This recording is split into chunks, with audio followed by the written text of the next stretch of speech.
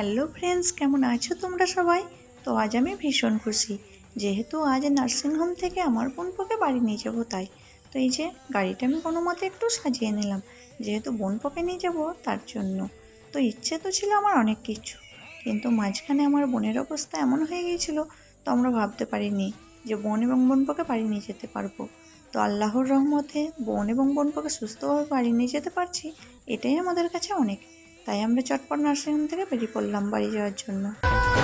কিছু কিছু সুখে এত খুশি থাকে মিশে,